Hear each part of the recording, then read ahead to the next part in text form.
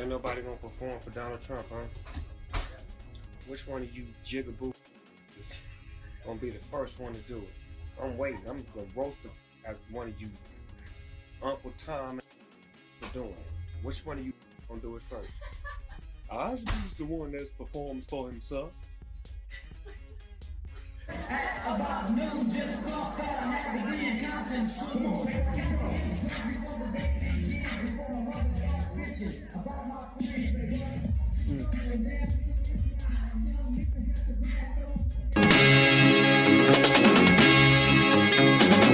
Hey, welcome back to Black Press. Thank you for watching. Please like, comment, share, and subscribe. Now let's get to it. Hey, welcome back. Welcome back. I'm your Trish. I'm your boy, Mr. Define. And we are Black Press. If this is your first time watching, please remember to hit like, comment, share, and subscribe. Hit the bell for notifications for our future episodes. So, everybody is in an uproar because too many of us didn't vote for Kamala Harris. But anyway, so as a result, Donald Trump, and now everybody in uproar because SNooP and Soldier Boy and some other Rick Ross performed at one of his events. But the uproar is because of what SNooP said back in 2015 when he said this. Ain't nobody gonna perform for Donald Trump, huh? Which one of you jigaboo is gonna be the first one to do it? I'm waiting. I'm gonna roast the one of you Uncle Tom for doing it. Which one of you gonna do it first? Osby's the one that performs for himself. About noon, just thought that I had to be in Compton soon. Before the day began, before my mother started bitching about my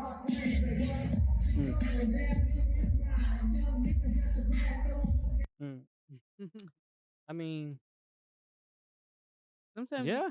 Sometimes you speak stuff into existence. He said it. Like, yeah. So, what do you think? You think he sold out though? SNooP DoGG? Yeah. I think it's a reason behind it. I really think it's a reason behind why. That wasn't a yes or a no. It wasn't. Because I don't want to say no. He didn't sell out. No. He didn't sell out. No is my answer. So now, after that, you got Soldier Boy come out with his little statement, talk about this. They pay me a bag. Obama ain't never put no money in my fucking pockets, nigga. Kamala ain't never put no money in my pockets, nigga. Trump put money in my pockets, nigga. Motherfuckers are trying to say something about me performing at the crypto ball party. Did Kamala call my fucking phone? Did Obama call my motherfucking phone? Did any of you call my motherfucking phone? Oh, God. Fuck you, man. I do what the fuck I want. Trump called my phone.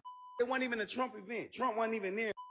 Y'all so worried about he performed, him, SNooP DoGG, Rick Ross. Kamala, you ain't even win. Obama, you ain't called my fucking phone. I'll suck my dick, nigga. Y'all want me to not answer the phone of the fucking president? This nigga the president of the motherfucking United States. Trump wasn't even there. It wasn't even a Trump event. It was the crypto ball for crypto. Y'all can suck my dick, cancel me all day. Fuck y'all. Fuck y'all. On my nigga, I don't give a fuck what nobody talking about. Like what the fuck I want to do. And I. Some people need to grow up. Like, so you think Soldier Boy sell out? He clearly he did. I mean, he just pulled out a whole bunch of. So he is sell out. Yeah. So you don't think SNooP got paid? Of course he got paid. So he is sell out too, right? Well, I guess he's well. I mean, the Soldier Boy sell out just because of what Soldier Boy said. You could say he's a sellout. But if SNooP didn't say nothing, but he still took the money, he'd sell out too, ain't he? He getting paid. He's just doing the job though. Oh, but Soldier Boy is sell out. Soldier Boy definitely is sold out. So this SNooP. But what are you talking only about? Only because I mean SNooP always they're mad at SNooP because not only this, but SNooP been hanging out with Martha Stewart a lot. Maybe. Oh yeah, we already know his best friends was that he was selling out then. Maybe I don't think he's selling out for being around Martha Stewart. Well, maybe she just has some type of like influence on him. So now she's presenting to him a different side and he's like, okay, but I Nah. don't think he's like a Uncle Tom or um whatever other name they call it. Mm-hmm. I don't think he's not Nah, Uncle Tom. for Well, the actually, culture. people use the term Uncle Tom in the wrong direction. Uncle Mm. Tom was actually he was against the slavery. He was not the Uncle Tom the That people portray. step and fetch it. Yeah, Mm. they just those are people that didn't read the book. Okay. Read the book. Mm. But then Nelly, he has something to say about his defending himself, right? Because everybody got It don't something to matter say when they do who the is in thing. office. The same way that our men and women, our brothers and sisters who protect, got in money to do that. I'm not. What happened to the sound? The office. Oh. It don't matter who is in office. Got in money to do that. I'm not doing this for money. I'm doing this because it's an honor. I respect the office. It don't matter who is in office. The same way that our men and women, our brothers and sisters who protect this country, have to go to war and have to put their life on the line for whoever in office. So if they can put their life on the line for whoever in office, I can damn sure perform for whoever. What do you say to the people that say we're not giving you this backlash because of your political affiliation or your political choice or whatever? We're giving you this backlash because you are propping up a white supremacist. Mm-hmm. I would ask them to show me where he's a white supremacist, and here's the thing. Okay, I get it. He did say if you don't vote for me, you're not black, right? Oh no, that wasn't him. That wasn't him. Hold on, I'm trying to think. Hold on. He did. He did right create. I know where you're going. I know where you're going. He did create the crime bill in the '90s, which said that if you get caught with 5 grams of crack, you do a mandatory 5 years. That had mass incarceration. I think even the Vice President Kamala spoke on that part that said that the crime bill played a huge part. He didn't do that. Let me see. What did he do? I'm trying to think. The white supremacist. Hold on. I'm gonna get to it. Okay. He did not rent to black people. What was it, in the 70s or the 80s? Is that what they said? And like, okay, is he written to him now? So nobody's allowed to change. Yeah. Mm. Yes, and that's the hard part because So is Nelly a sellout? Nelly don't even know enough about the politics. Clearly, you can see that there's a missing link. Yeah. And especially in hip hop and rap artists. Yeah. They are not. They have the culture, right? And they have the background, but they don't really know what's going on unless it's playing on TV. They're social media gurus, but they're not in the books and in like what's actually going on. Yeah. They have no clue, or he has no clue. Yeah. So he was trying to pull stuff from. Well, let me see. What were they talking about on TV? That they reverting to like TV and stuff. They're not reverting to books and actual facts. I mean, he was stating, but you could get the premise of what he was saying. Yes. The premise of what he was saying is Biden has done a whole lot of things that have harmed the black community.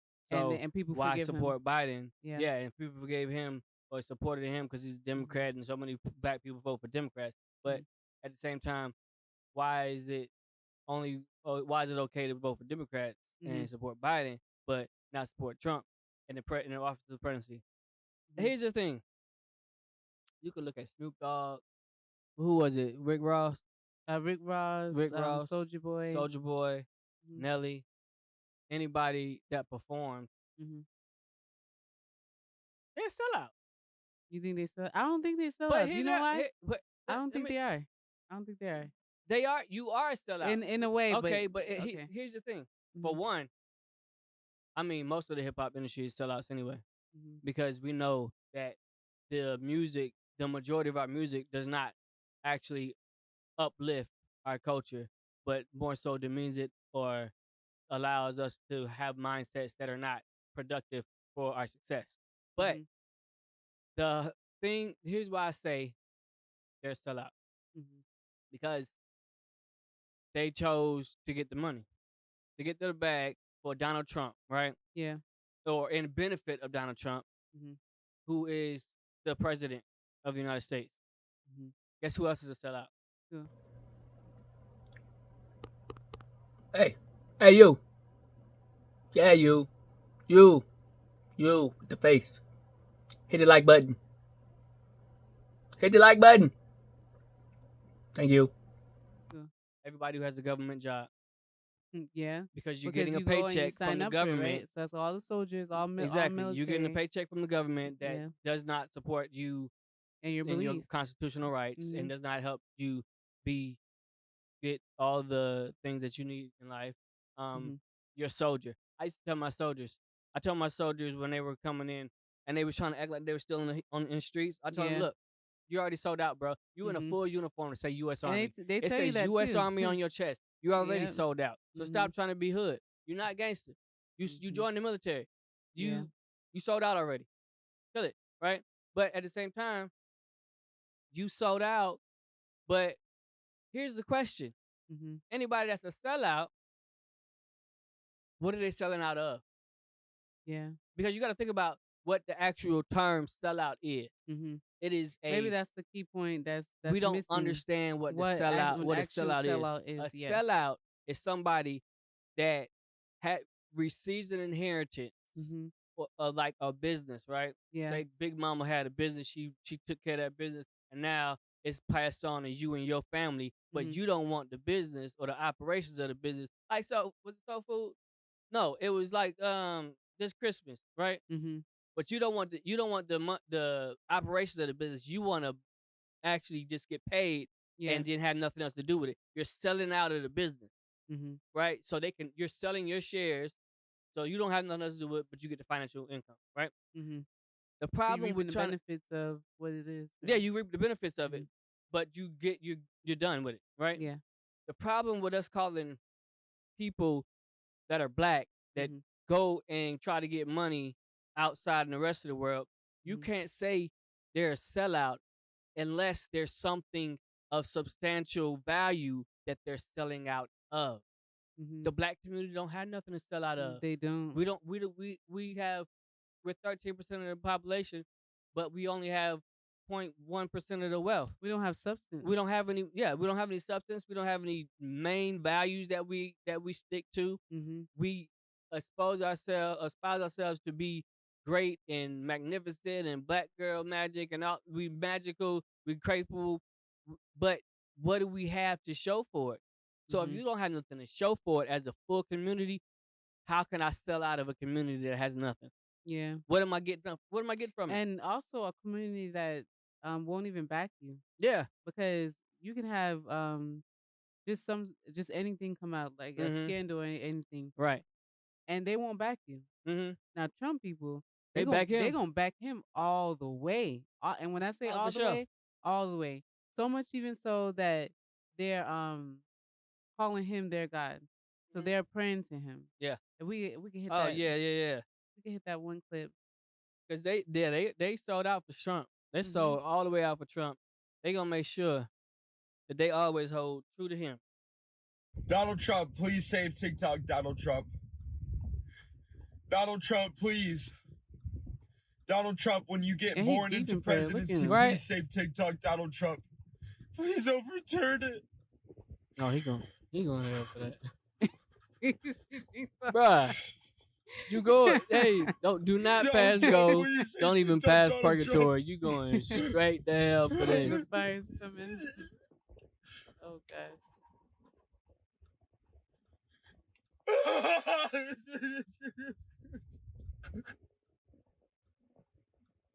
Oh my gosh. That guy is really not gonna make it. He ain't gonna make it. Like you might as well just start digging your way to hell right now, bruh. It's not gonna happen. But the loyalty, like his supporters have true loyalty. Even the black supporters have loyalty for Trump.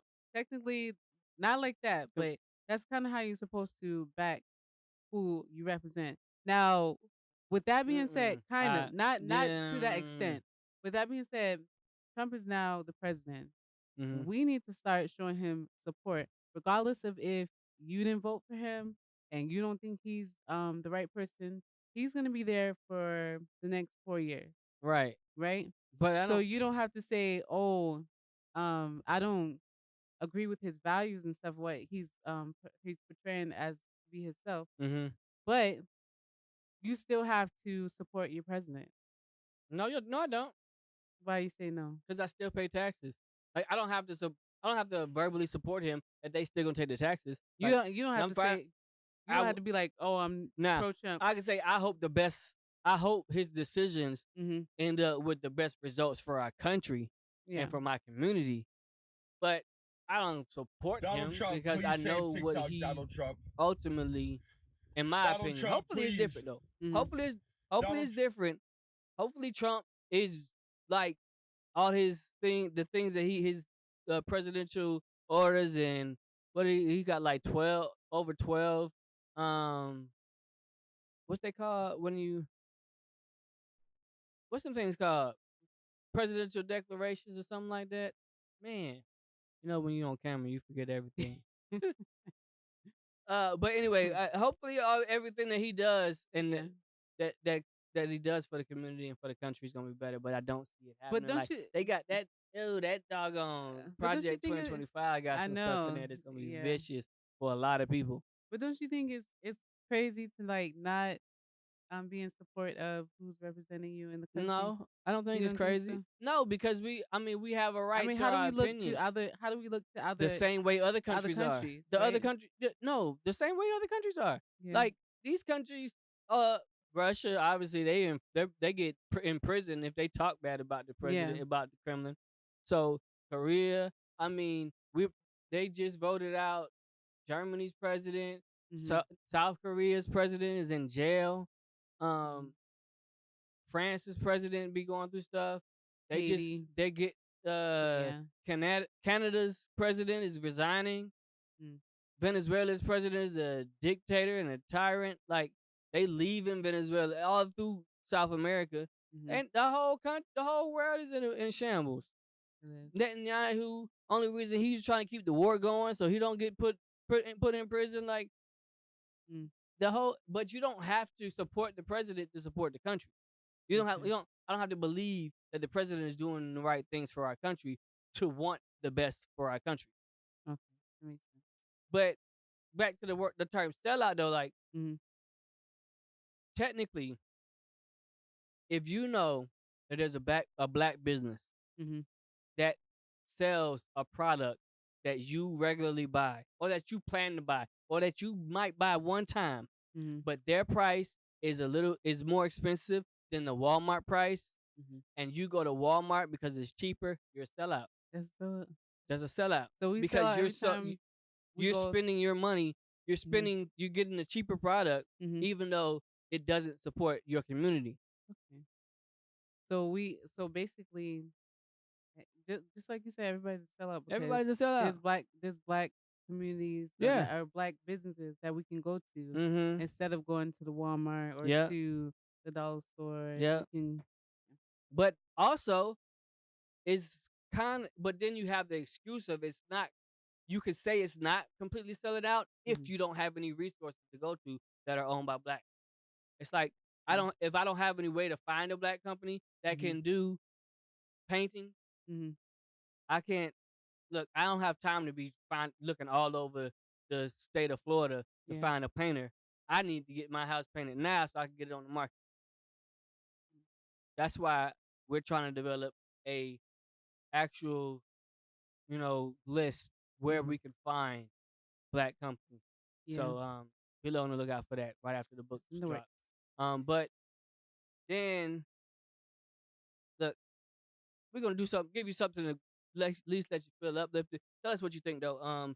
Is SNooP, Nelly, Rick Ross, are they sellouts? Put the dollar sign, the dollar face with the money tongue out. Dollar face. Yeah, put the dollar face in the comments if you think they're sellout. I think they are sellouts, but what else can you do? I mean, you got to think about it. SNooP, technically, and like I said, other hip hop artists, but SNooP was a sellout when he joined the game and when he left. When he left the game, Exactly. Yeah, he sell you're out multiple selling out times. from one section so that you can get more. That's life. Yeah. Snoop felt that way 7 years ago. Yeah. Versus now, Snoop is on his build up. Yeah, That's what he's he in bought. his granddad's He age. bought Death Row Records. He was all over the Olympics. He was, he did his thing with Martha Stewart. He had Snoop on the shelf for Christmas, which was crazy. Snoop on the shelf. But he was doing all this thing. Snoop is on his last stretch. He's like, okay, this is the last big push before I probably chill out. Yeah. But he's doing so much for the music community with everybody he signs. But at the same time, if you're always selling out. If I build a multi-billion-dollar business, right? And then Google says we'll buy your business for $2.1 billion. I sell that. That's selling out. I'm giving you what I built, and I'm selling it out to you, and now you get the business. I keep the cash. That's a sellout. I think that's called good business. I know you're looking at like the positive side of being a sellout, but there's also like the negative side. What's the negative side? The gentrification. Well, the gentrification that happened because because of redlining. Really, we got put into housing that we could only afford, and then when the white people moved out of the neighborhood, it dropped the prices, and then our poverty level went we got so poor because we didn't have the resources to actually work and afford to maintain our communities.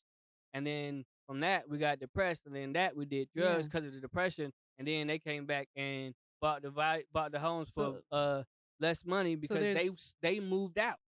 So there's pain behind that. So when you in the Black community, you call somebody a sellout. It's not only like a diss, that's because it's hurtful. The idea of the sellout is because we think good business is being a sellout. If it's good business, it's good business. But how many times do communities have somebody that might be able to make it, and then the elders say, "Hey, go to school, get you a good job, and get out of here." Yeah, you're doing the work. You're doing the work and selling out through your work ethic. Instead of bringing your work ethics back into the community, you're doing it and getting out of the community. That's still selling out too. I wish it was another word for it than sell out. Oh, it is another word for it. Good business.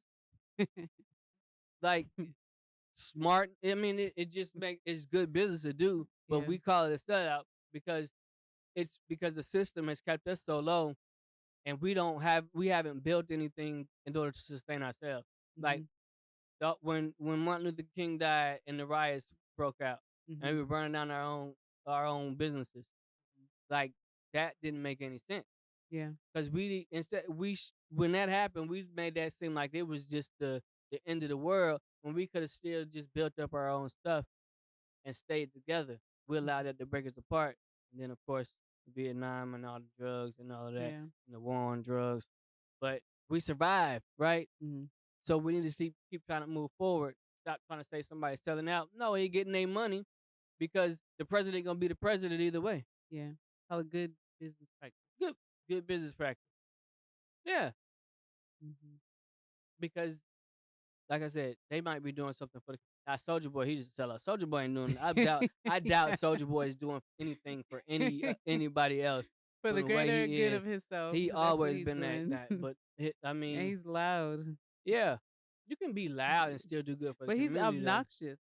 So he's very obnoxious. Umar. Like he still have his pants like almost to his ankles, and then just walking around with bands of money, and he sold out. I mean, he's not even. He sold out the idea of actually looking respectable, talking respectable, and moving the community in the right direction. Yeah, he sold out of that for the money. He's a sellout. That's what. But they knew who to go to. Solja Boy grew up rich, man. You think so? He's from Atlanta area. He grew up rich. Okay. He just was able to create a good dance and pop off from there, and then he made smart business moves. But what you think in the chat? But there are people that are not selling out. Yeah, and like then, those young men at Morehouse University. Yeah. And we're gonna let y'all listen to this. I mean, it make bring tears to your eyes. Do we have it? Mhm. Oh. Oh, yeah. So, the CNN had their little thing on it too. Yeah. So it's not only us just having the discussion about the rap artists like in our community that is possibly potentially selling out. There's a whole panel of people having this discussion. I think it's important to highlight and look at what is being said. Yeah.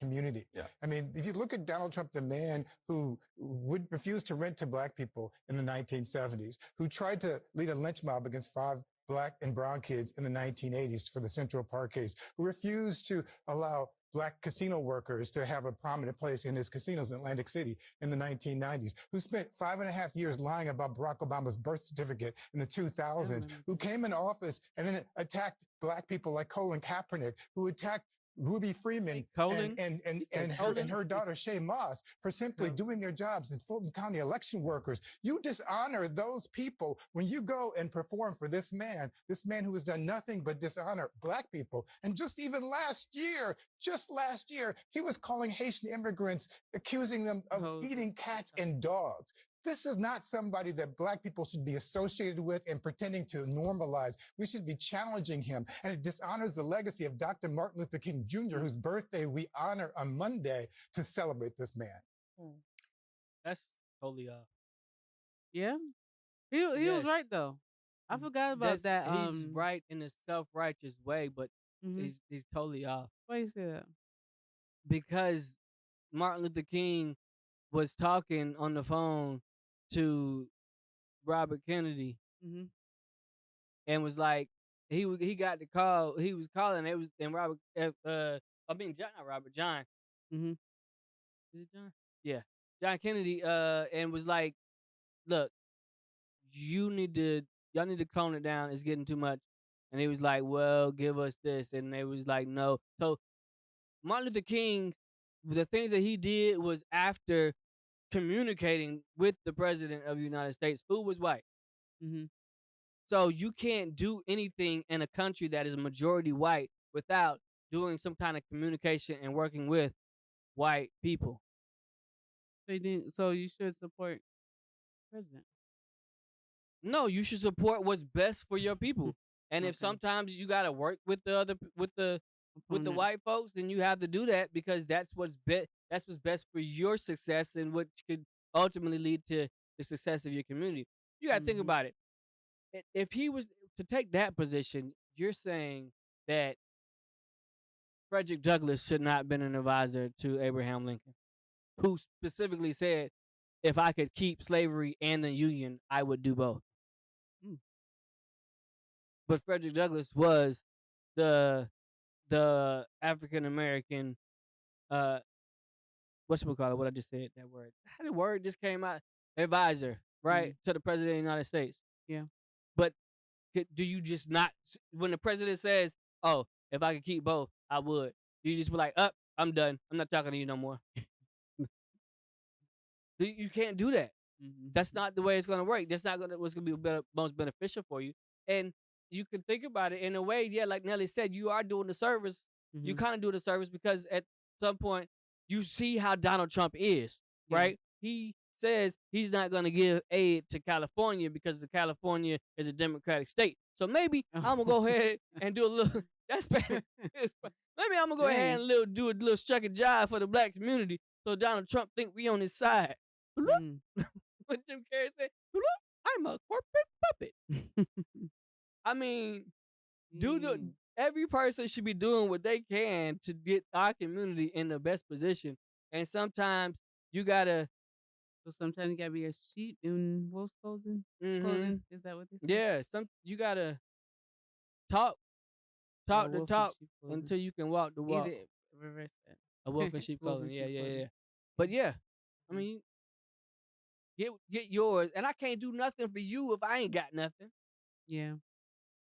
And then at the last bit of the thing is the white people run the music industry anyway. So even if you moving music out, You know still what? working for them. You still putting money in their pocket. And I'm gonna leave it with this, and then we're gonna end the topic.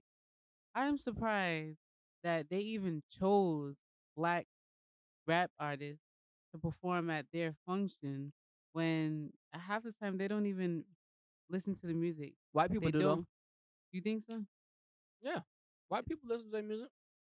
Yes. Snoop is one of the most known You artists think they around the whole really? world. You think they really sit and listen in their like Yep. time And of they say the leisure? N word.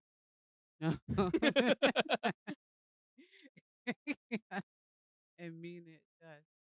Yep. Well, Yeah, I bet you Donald Trump in there like, this ain't nothing but can you imagine it? I Oh bet you. man. What y'all think? We're gonna get a little bit of this positivity. I was talking to a friend at church today, and I was just telling them how a lot of the young men that I see that are wearing locks or dreads always have a type of way about themselves that does not lean towards a sense of reality of the way life is and how they should move. But I did change my mind. I did. I'm always here to grow and I'm here to learn. And when I saw this, it made me change my mind a bit. I hate God's weary yet. I've been in the wilderness a mighty long time, and I ain't got weary yet. No, I ain't got weary. Oh no, ain't got weary yet. Ain't got weary. I ain't got weary yet. I've been in the wilderness a mighty long time, and I ain't got weary yet. Oh, I've been praying like Silas. I've been praying like Paul. I've been serving my Lord a mighty long time, and I ain't got weary yet. Oh, I've been talking with my Savior. Lord, I've been walking with the Lord. I've been in the wilderness a mighty long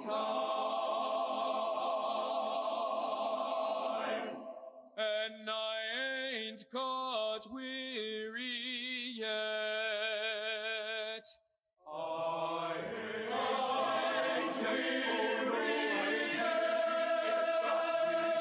So I ain't got weary yet.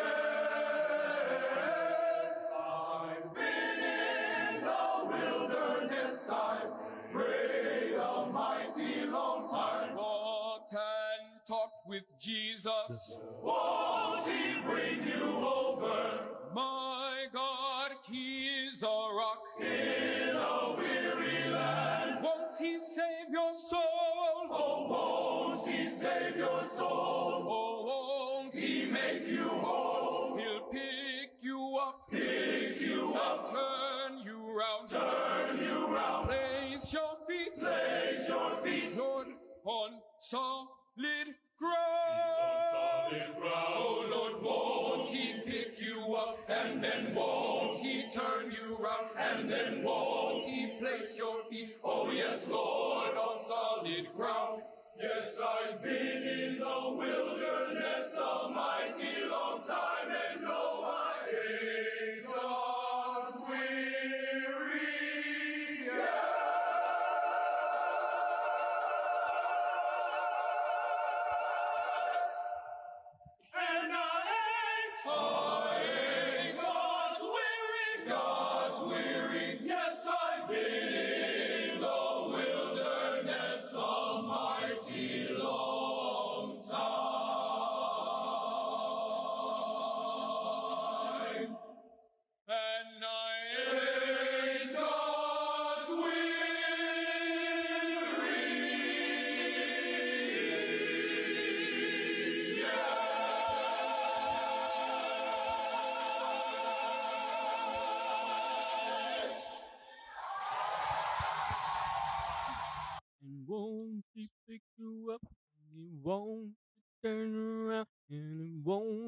place my feet on solid ground. Won't even give up in the wilderness, yeah.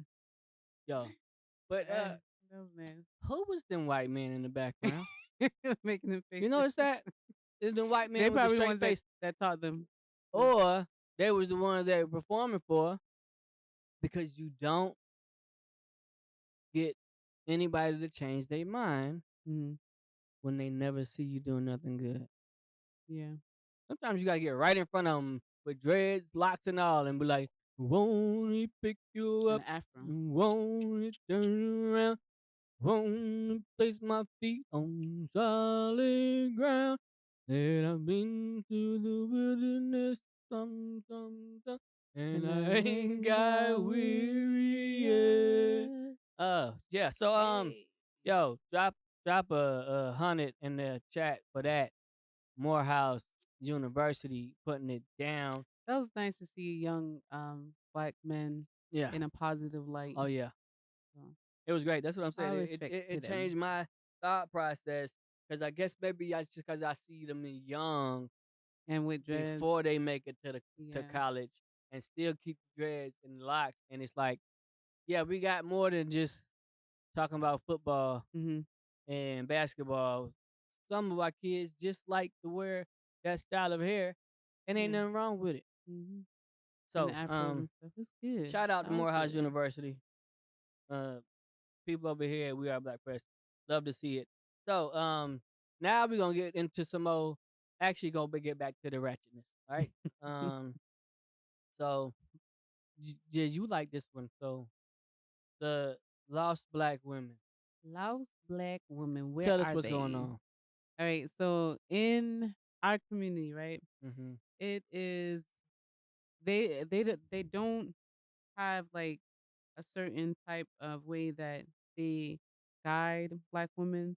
So you have the independent black woman, you have the strong black woman, and then you have the black woman that's like meek and meager and submissive. So wait, where them at? they're hard to find because they've been reformed. But and we'll play the video so you can see what I'm talking about. Black girl to raggedy baby daddy pipeline got our daughters in a chokehold, and I'm finally ready to talk about it. Let's talk about how black girls are not given the tools, the guidance, the space, or the grace to interact with and learn from the opposite sex as adolescents. And it's so damaging to them in their future. We are told during like all of our most formative years that our only focus should be pursuing our education and or career. You know, we done heard books before, boys because boys bring babies. It's like drilled into our head, those little sayings. The downside is dating and navigating sexuality is a normal part of growing up. Y'all do a disservice to black girls and black boys when you pretend as if this part of them doesn't exist. Or worse, you teach them that exploring these parts of themselves makes them fast or nasty or hellbound. When we bypass that part of life, of growing up without real support, it leaves us more susceptible to manipulation and abuse, especially while so many families are simultaneously teaching their daughters that submission to men is a must for a godly union. We are sent out into the world without enough knowledge on, but plenty of shame surrounding our bodies. We're also given no knowledge of the trappings of relationships that happen outside of getting pregnant, mentally, emotionally, and physically.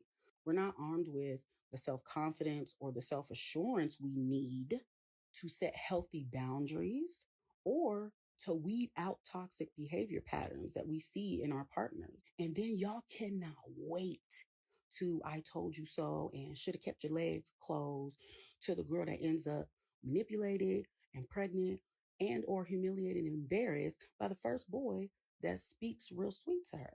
Like, when did you really tell her? When did you really, really tell her? Shit's brazy to me. Exactly. Yeah? It is so much being a black woman. Come on, bruh. with the Crimea River. No, but seriously, oh, my goodness. all right, what are we teaching them? Like, They teach you to grow up, be independent, be able to handle your own, and then you have that, and then they also want you to be meek, meager, submissive. Who's this they you speak of? This they. The community. It's the community. Okay. If it's not the community, then why are people crying that they're single, lonely, some people even destitute? They can't be in a relationship long enough. Their values don't line up. That's easy. All right, go to the next video so you can see. They mama taught them that. What you talking about? Okay. That's what mama taught them. What you talking about? If daddy wasn't there, who taught him? Those single parent households, right? The mama. Which one? So this is the this one right here. Hold on. This one right here. The next. That one. Well, you can go to that one too. No, wait. No, I want you to that one. This one. Okay. That one right here. Yeah, so this is she's bragging on her freedom, right? She's an independent woman. Yeah. This is what this results to, and people are expecting for this type to carry on a relationship. I pay my own bills. I fund my own career. I love the fact that I can be done with whoever because I'm not a person that needs you. I pay my own bills. I fund my own career. I take care of me. I know how to read. I read books to educate myself. I don't need to use nobody and be like, oh, I'm going to keep them around because of this. I'm not the person that needs you. I got me at all times. I can truly step back and be like, I don't like this. I ain't feeling you. I'm up out of here. I don't need you. It's 1,000 yous. It's on the one of me. Because I got me. I'm one of one. I done been through too much by myself and did too much alone for me to ever feel like I got to stick around people or a person that I don't like because I feel like I need them. I'm going to need y'all to start really standing on y'all business and setting y'allself up and aligning y'allself. That's real freedom. Y'all ever seen somebody that only stick with a man or a friend or family members because they feel like they got to use them, they need them for something? They be like, man, I need them for this. But he pay my bills though. But she do this, she do that. Man, they got to do this for me. And then no. I got me. Set yourself up. Start going to the library. Start reading.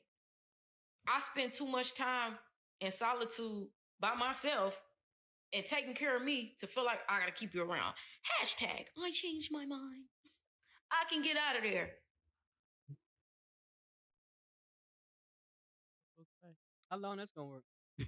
But she spoke facts though. But how long does that work? She spoke facts. You know what that leads into? Vivica A. Fox. That leads, Vivica A. Fox. But it's only a certain amount of stuff that you can take. But with her energy, it often ends up into that masculine. She'll start shaping into like a masculine or an alpha female, not masculine, but into an alpha female. And show the clip of the alpha female so we can see what that is. The one you want to talk about, or the other one?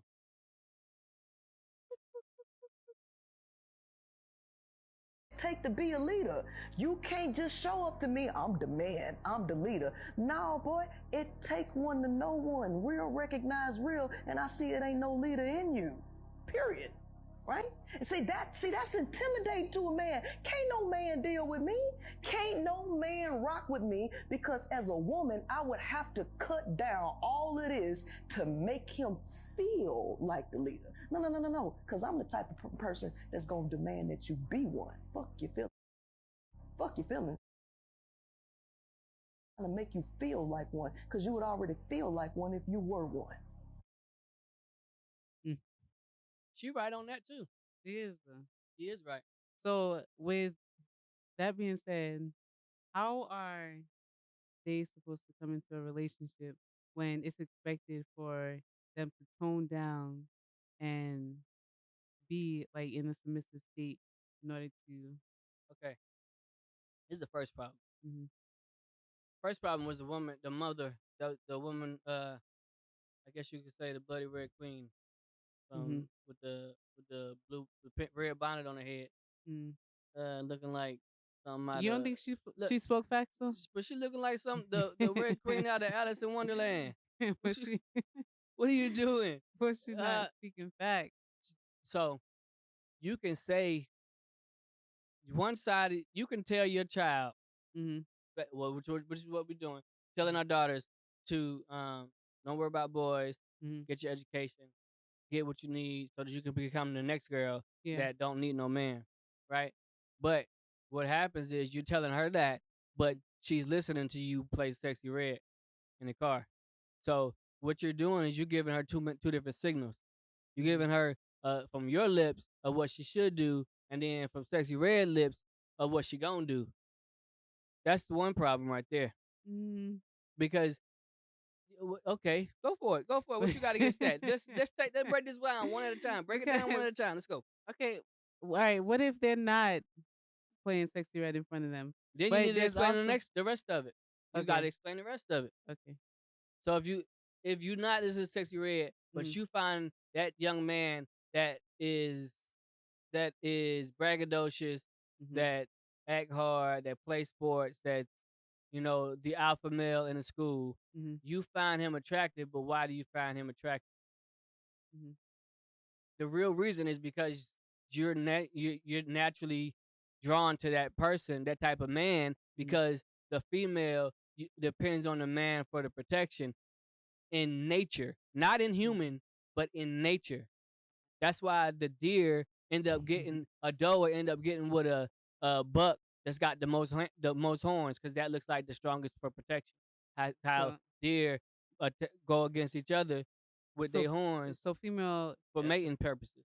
So females naturally want somebody to protect them, even if they can protect themselves. Yes, because it's naturally in our instinct. That's why a man naturally wants a woman with big breasts and wide hips, because those are birthing hips. Those are breastfeeding breasts. That's what that woman is designed to make you have healthy offspring. That's a natural instinct to want that. When you don't explain that part to a child or a teenager, they think that they're supposed to want that, and they don't care what else you're saying, because all you're saying is don't mess with boys, instead of explaining why you feel this way. Yeah. And then explaining that's what your natural flesh wants. Your mind needs to override that and look for someone that actually has a head on their shoulders. It's not always wanting to be in the front, but got the grades in the back. Yeah. But we don't do that explanation. So then we end up with, while we're doing that and teaching our girls to be go-getters and all of this, and saying you need to make the right decisions.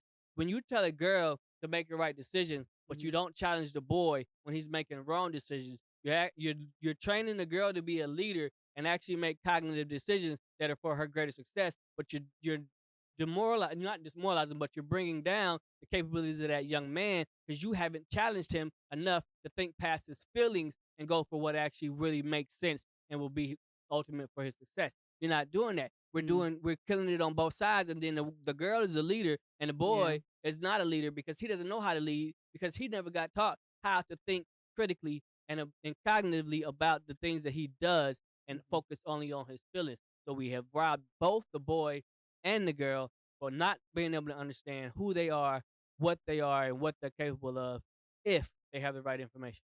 So you think that is only within the single parent household where the mom's raising them, or do you think it's in both settings? Well, where statistics show that a household that has a mother and a father in the house is more successful. Yeah. And the statistics also show that it is also more successful for a child to be raised by a single father. I'm not saying that I'm not being subjective. I'm just saying that's what statistics show. Because a man, and this is what I believe, a male figure, especially one that has to be there to bring up the household, has to think more cognitively and with better decisions, because he can't depend on a woman. For the most part, he can't depend on a woman to bring in income, or to depend on her for the income. He has to be able to provide for himself and his child.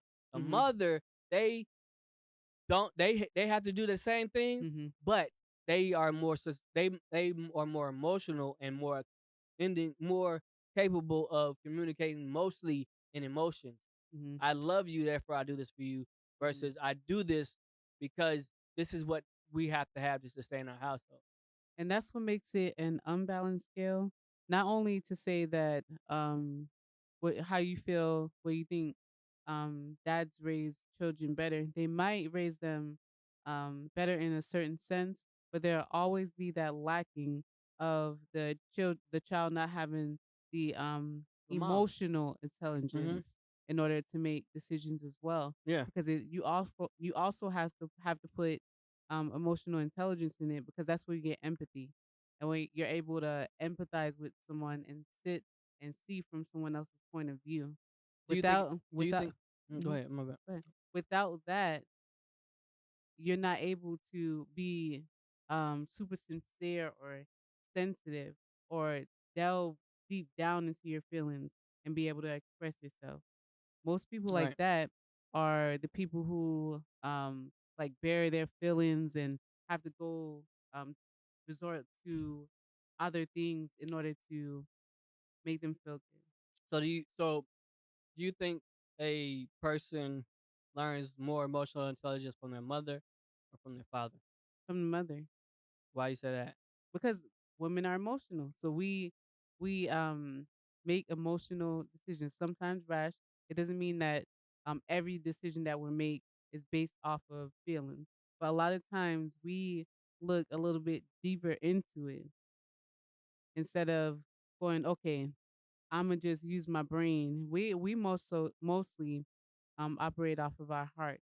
Right. Your heart is faint, and your heart can lead you in a wrong direction. Yeah. It's not always to say that your mind is the right thing, because not everybody is cognitively able Yeah. to make sound decisions. So Mm-mm. they're making decisions based off of the best of their knowledge, and they go forth from I that. think they make decisions more on their feelings. Mhm. I think that's why that's the main reason.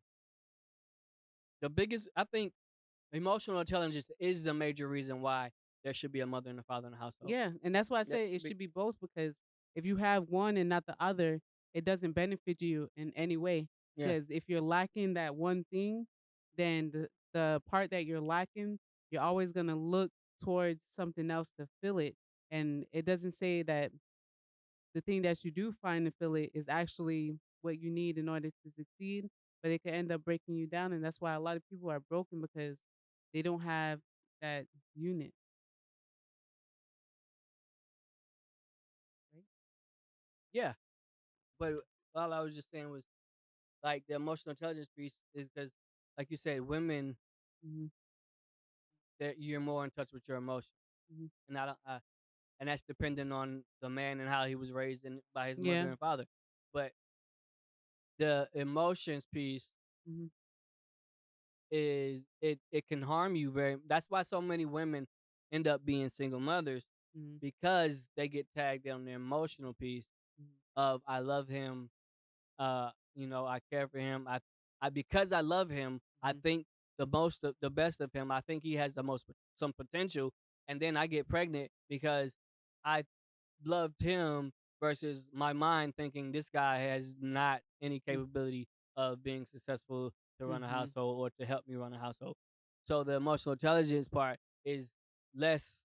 The emotion comes from the women. The ability to express emotion comes from the mother, Mhm. but the ability to have intelligence and Mhm. how you express your emotions, I think comes more from the father, because Mhm. men have to be more capable of controlling their emotions, even in the workplace, in the home life, and in every sense of the way. Because even if I get emotional out at a bar, Mhm. I'm gonna end up fighting somebody. I'm gonna end up in jail, and if I end up in jail, it's just gonna get worse. We have to make decisions that you know what, the biggest piece that a man has to make an emotional, intelligent decision is Mhm. when his woman makes him mad. Mhm. And I That's the think biggest piece of emotional intelligence. that's true, because everybody has that capability of like toning down the anger and toning down the explosiveness. Because if you think about it, when you're on your job and you having a bad day, Yeah, and you don't go there with the sense, oh, everybody's gonna have a bad day just because I'm having a bad day. you're still pleasant, you're still kind to people, Not you're still necessarily. answering. But I've if engaged you want to with a keep your lot of job, people that had attitude. if you want to keep your job, if It you depends don't, on the manager. Because if the manager got bad attitude, then the employee's gonna have a bad attitude too, and they're not gonna fire nobody. well, how long does those companies last? Not long, because they end up with. Depending on how big the company is. Um, But here's the reason though. The reason I wanted to say, the reason I was saying, the man has to have emotional intelligence when he has his when his spouse makes him angry, is because if a woman gets mad at her husband, she could knock him upside the head, and it probably won't hurt. What? Right? You can't hurt me. Just be real. You cannot hurt me. But if a man is angry and he hits his wife, he could cause serious damage. Yeah. Right? So the man has to practice way more emotional intelligence because his lack of emotional intelligence could cause greater severe harm. That's to say that men are like stronger than females. Yes, Yes, they are. that's We an physically actual are. scientific Yes, fact. facts. Yes, that's a fact. But that doesn't say like the woman is not strong enough to. Okay, so in a relationship, men are strong physically, right? Women are stronger emotionally because we could say I don't something think and break you. We could say something and break you all the way down, and you'll feel like this. That's for men with lack of emotional Right? intelligence. You'll If a man feel like this. if a man doesn't have emotional intelligence, yes, you could say something to me that can break me down. Yeah. If I'm emotionally intelligent, your attempts to break me down will not really phase me because I can take what you said and be like, she's angry, she's just trying to hurt me, and then I don't have to be harmed by what you're saying because I know that what you're saying is just for an attempt to try to make me hurt as much as you're hurting because you're doing these things and saying these things to me because you're hurting. So I can understand that and I can recognize that. No, I'm not going to be torn down by her words. Yeah. But at the same time, a woman wants a man to want her, to love her, right? So anything that he says to break her down has greater damage because she's more emotional. But she attaches everything. It goes deeper. Everything to an emotion and feeling. Exactly. If you're saying this about me, you're saying if you're saying this about something that you don't like, you're saying this about me. And it's not always like that, but that's how she receives it. So that's true. That's why a man has to be way more emotionally intelligent when it comes to him communicating with his wife because everything he says can cut her way deeper than he expected. Yeah. So it's a balancing act. But that's why it has to be a man and a woman so that both mom and dad can help that one child understand why they feel this way and why and how they should move given that they feel this way. Yeah, and people should realize it takes two people to make that one human being. Why do you think it's just? But they don't have to be whole people. That's the problem. It doesn't take two whole people to make a child. It takes two people. They don't have to be whole. And once they're not whole, they're passing down an incomplete person or passing down the characteristics of an incomplete person, still making the next person incomplete and incapable of passing it down to the next generation. Well, I was speaking in a physical sense, but the sense that you were saying makes sense too. But it does take two people in order to make one baby. You can't just one person can't just go out and make a baby. Yeah. But it can be two incomplete people making one baby and then passing down bad generational traits and generational habits. Yeah. All of that. Generational sins, generational curses. Yeah. Son inherits the curses of his father for 11 generations down. I think. But yeah. So it just has to be whole people. And we have to recognize when we're not whole so that we don't pass down and incomplete. But that's hard because people walk around thinking they're whole when Like in all these women on reality, here. yeah. All these women on here think they whole. You know what? Let's play that Twitch's wife, because their relationship, people thought they thought he was a happy person. Yeah. But deep It would down seem like you'd have inside, to be happy to be dancing like that. yeah, but deep down inside he was broken. Yeah. Right? So if you have this brokenness about you, then that goes to say something, right? Yeah. Because if you don't know, Twitch was the dancer that was on Ellen DeGeneres show. He used to do all the coordinating for the dances, and he super big dude, but took his own life, and now his wife is finally talking about it. We were cleaning out the closet. A moment I was with one of my really dear friends, and we were cleaning out the closet and picking out an outfit for him for the funeral. And it was a really triggering moment for me because there was a lot of things I discovered in our closet that I did not know existed. And it was very alarming to me to learn that there was so much happening that I had no clue. So it was a really scary moment in my life to figure that out. But it also helped me process that he was going through so much and he was hiding so much, and there must have been a lot of shame in that. And he was wrestling with a lot inside himself, and he was trying to self-medicate and cope with all those feelings because he didn't want to put it on anyone, because he loved everyone so much. He didn't want other people to take on his pain. But it was very alarming and scary to find those things and have never known.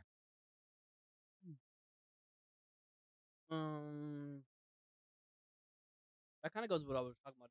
Yeah. For men, and when we talk about women being emotional, right? And men having to have emotional intelligence. The downside to having emotional intelligence is to say, I am hurting. I'm hurting in this way or that way. But if I express it to her, because she's emotional, she's going to take that as a attack to her inability to make me happy, or attack of it must be I must be saying that there's something wrong about you if I say that I'm not happy in a situation with you. So who am I to say? How can I tell anybody that I'm unhappy if they're going to receive it by saying it's a personal attack? And that's a lot of times where men don't have the ability to express our feelings, because if I do, here's how the conversation goes. It goes like, okay, the things that are going on right now in our lives is so tough for me. I'm having a hard time dealing with this situation. There's this going on over here, and there's that going on over here, and it's really weighing me down, right? And I don't know how I can continue to move. That's what the man says. This is the response. Well, you don't think things are hard for me? I've got the kids, I've got work, I'm making all the dinner, and then my mom is always calling me, and my sister's doing this, and things are hard for me too, Twitch. I don't know what to tell you. But what if she goes to him and say, Dave, I understand things are hard. Let's figure out a way to make it better. Then the guy is like, oh, yeah, they're not so much so as receptive of the help. There's a lot of men that cry for help. When you go and try to give them help, your help is not good enough. So what do you do with that? Those guys are the guys that that have issues with their own selves. Like a lot of times, those are the guys who are not willing to make decisions. A lot of times, they put themselves in situations. Yeah, they put you made decisions that put you into this situation, and you don't want to admit to the decisions that you made. But when something is external of your control, and it sounds good, that she will respond like that. But how often do you think she would respond like that? Of all the women, I think a lot of times women are walking around with weight on their shoulders. Yeah, and And I don't believe there is any amount of work that a man can do to make it feel like she don't have any weight on her shoulders, except pay for her to have a personal assistant and a nanny and somebody that does all the chore, the cleaning in the house.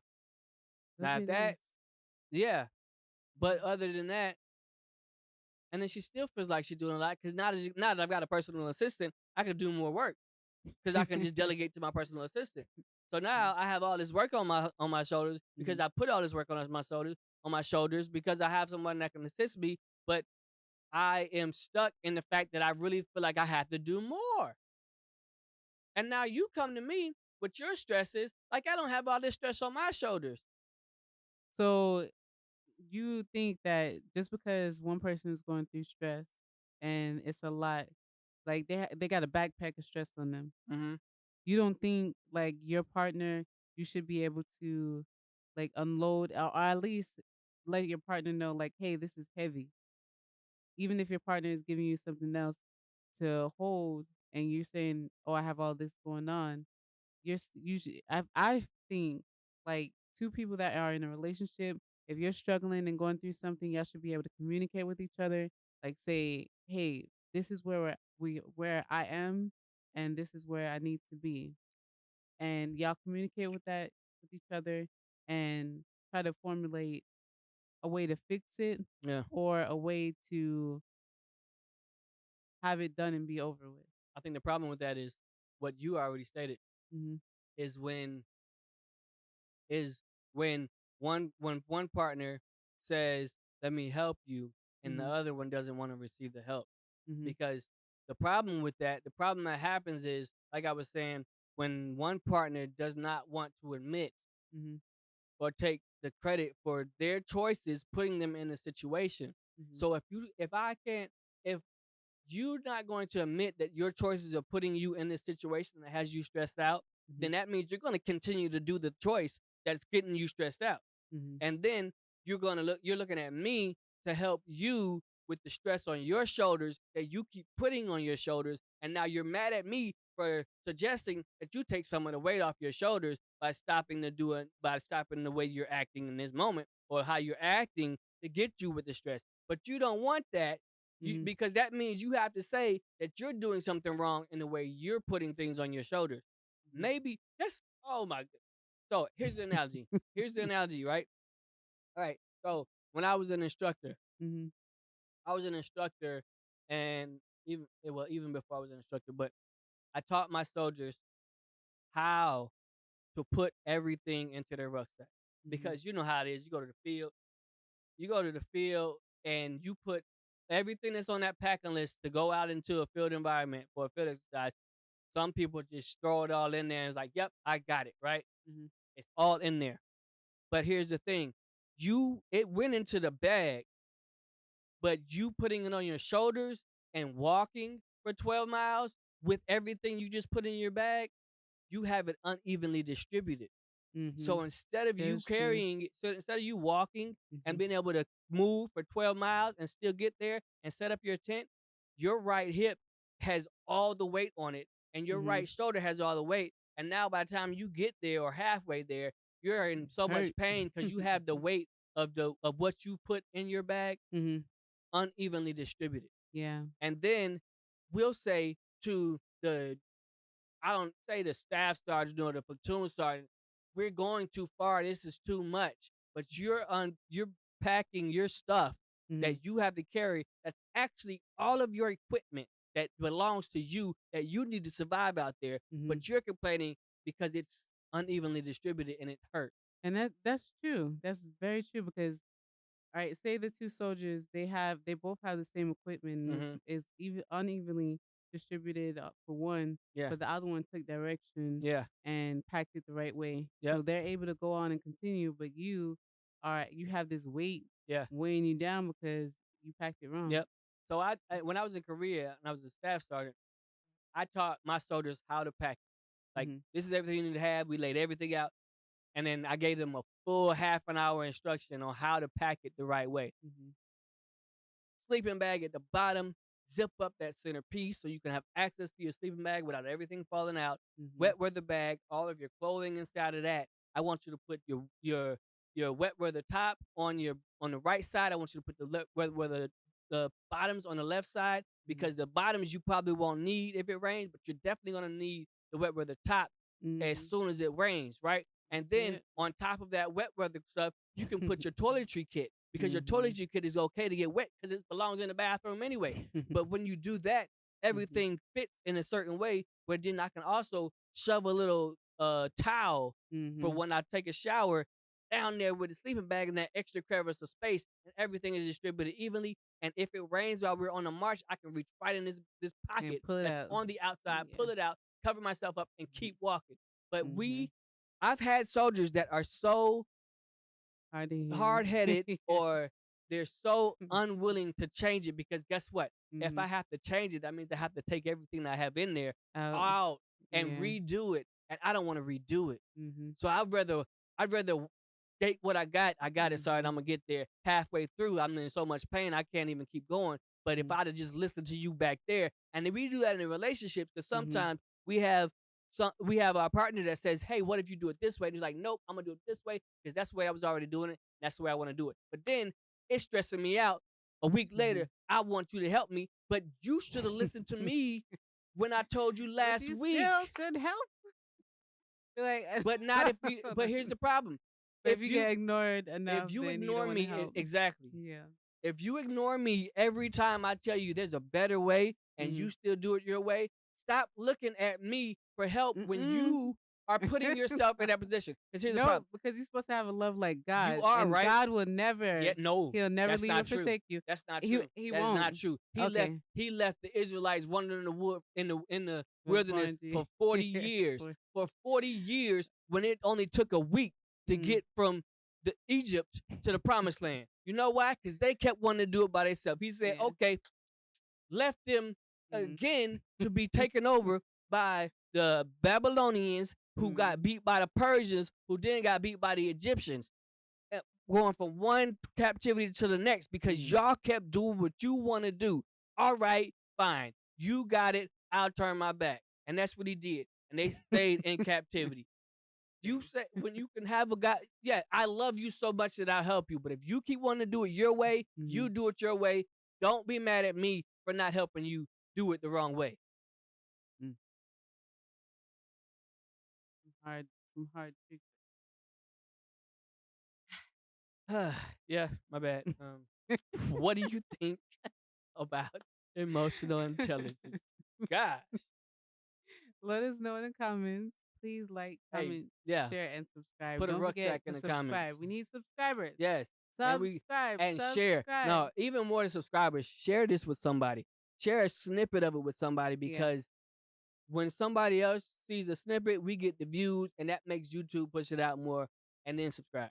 And you know what else? When you make those snips, find parts. You don't even have to watch the whole thing. Find parts that resonate with you, and you share it. And you'll have discussions about it, because in our community, we need to have these discussions in order to make the change. Yep. All right. What's on the next topic?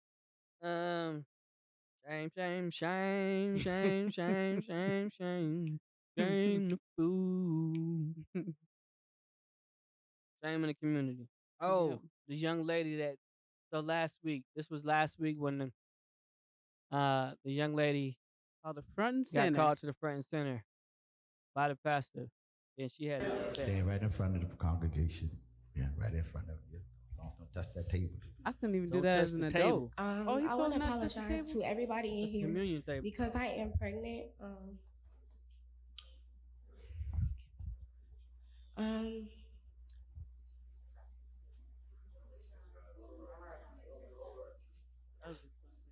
sorry, y'all.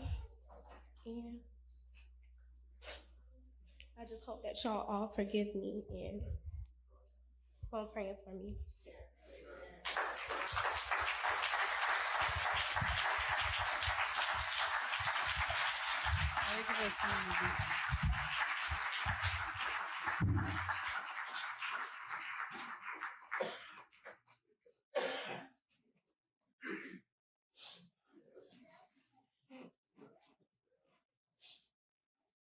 say, I soon shall you repent. Then you never wait later to repent. If you sin, you don't wait no 2, 3. You don't wait till the baby come to repent. You repent now. You just don't do it again. But you got to repent. I don't care how you look at it. You already know. You already know what time it is. I told her. It's not what you think it is. The church praying for you. We ain't gonna condone your sin now. We ain't gonna do that. Ain't no baby showers going on. That's what you lose out at. You have a baby out of wedlock, ain't no. And nobody at this church about attend one.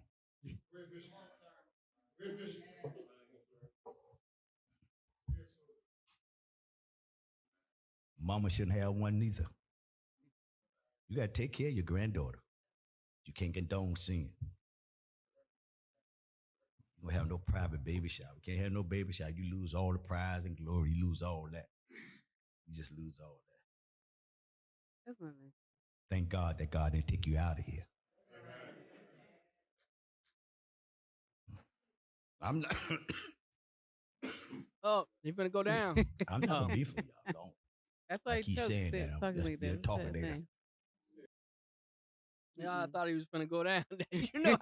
you know how everybody would have been like, oh, he was lying. He was lying. Or he got some uncovered sins right? himself. I don't think he should have. He was not righteous. He looking at me talking bad about other people.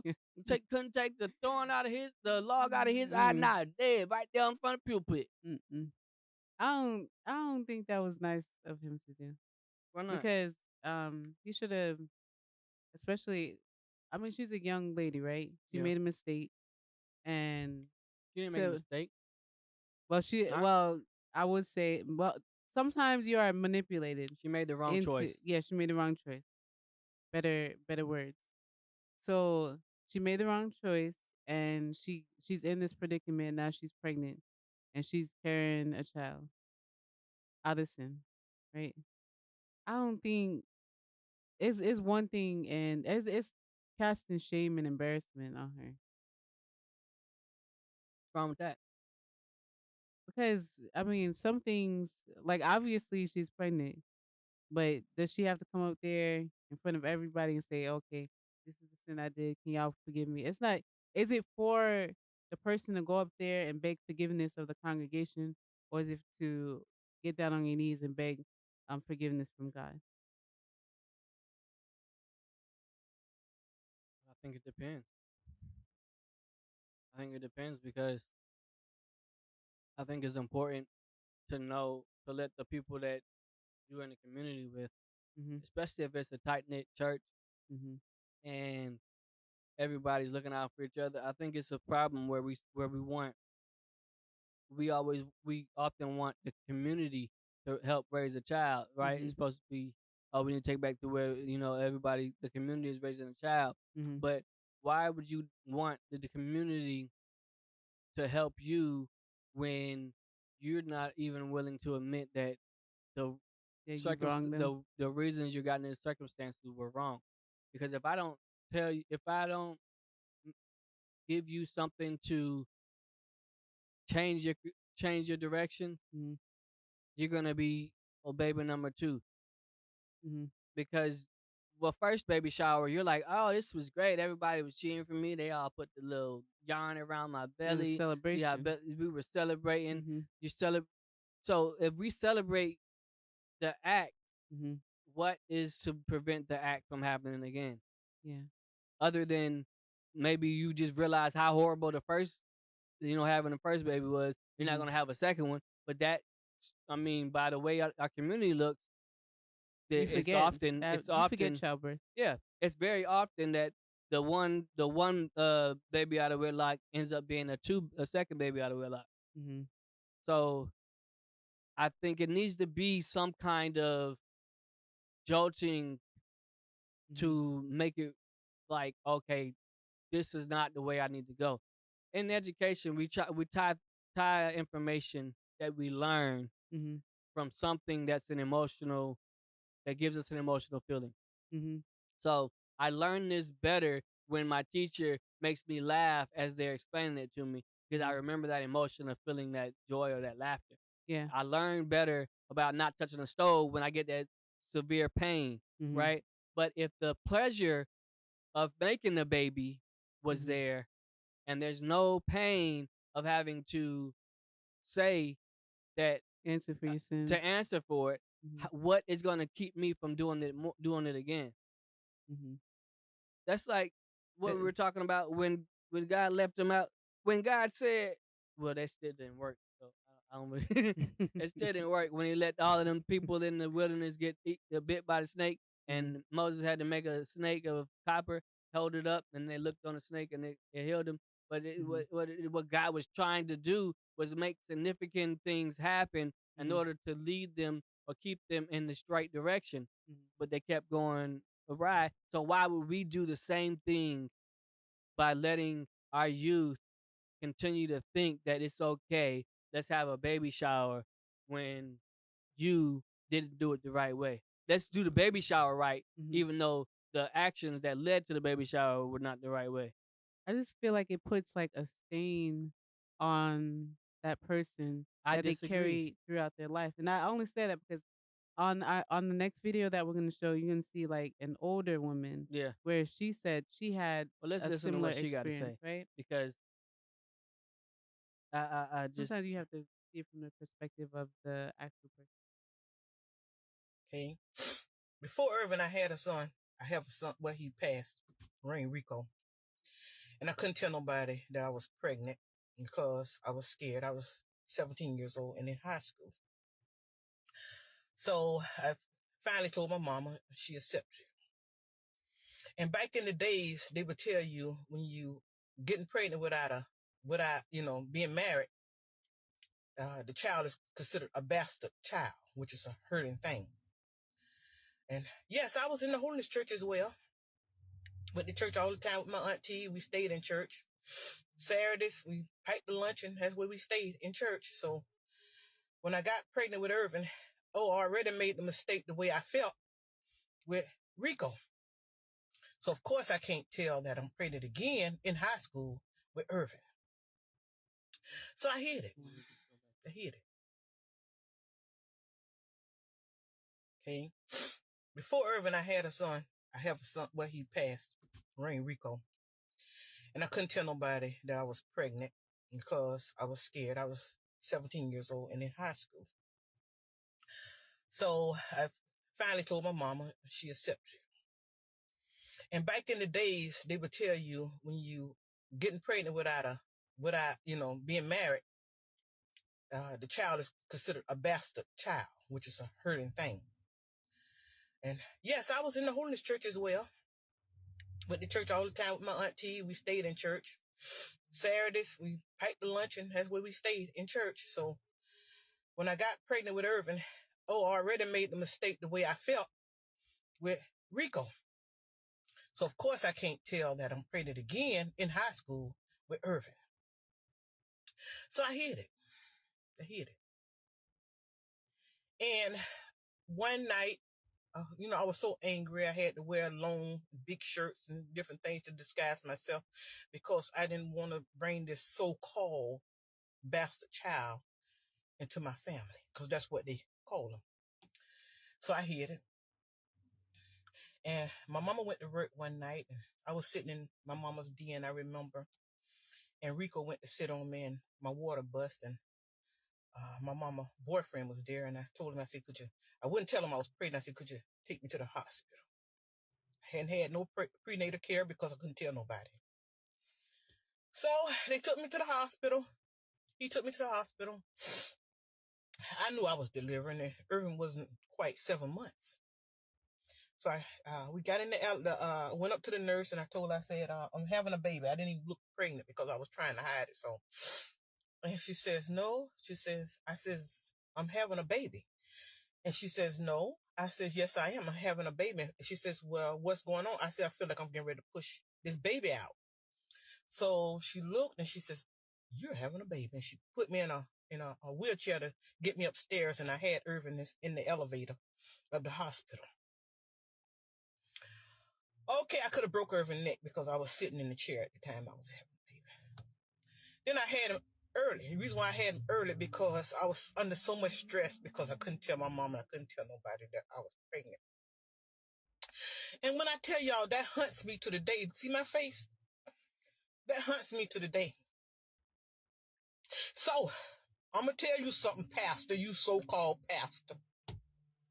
That what you said and did to that girl is wrong. Because when you said she couldn't have a baby shower, and she was so evil from having a baby, I guess, that's going to hunt that girl the rest of her life. And to the girl, hold your head up, sweetheart. Get your good education. Take care of yourself and take care of your baby. Because I'm going to tell you something.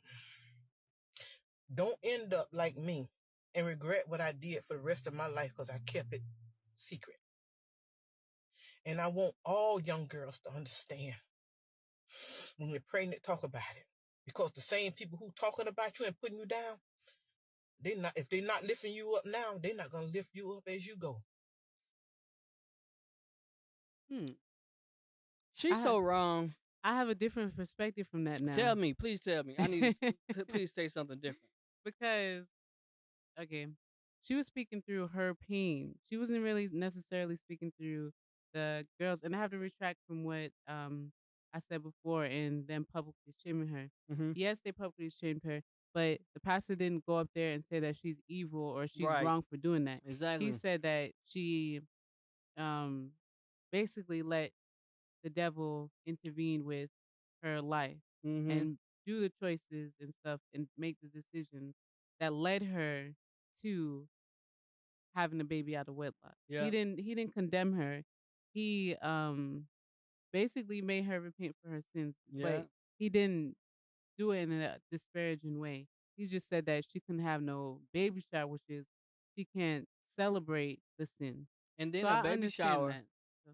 Not having a baby shower there was nowhere in there where he said you can't buy the things baby for the stuff. baby. You just can't have a shower. Shower. Because the shower is a celebration. Mm-hmm. And often we know that the shower is a celebration that to make the mama feel good. Yeah, because the baby don't know what's going on. Only thing the baby like is the cake. Because that sweetness gets down to their belly and they like it. See, I don't know. So I always feel like a baby shower is for the baby. Why? Did the baby remember it? You can take pictures and show the baby. Okay, but does the baby remember it after? Of course, the baby is inside, so the baby doesn't know. So the baby don't know. Mm-hmm. So how's it for the baby if the baby don't know? It's for the mama. Because you're showering on the baby. No, you're not. You're showering on the mother. Okay. But it's stuff for the baby. Right. Unless it's like... But the stuff for the baby would be there with or without the shower. Mm-hmm. So who's the shower for? That was for the baby. It's the mother. No, the gifts are for the baby. The shower is for the mother. Oh man, y'all tell us in the comments what y'all Here's think. the problem, for real. Is it for the baby or is it for the mom? But proceed. Here's what got me about that lady. Mm-hmm. She's still. This is the problem. And this is why something has to be done in these situations.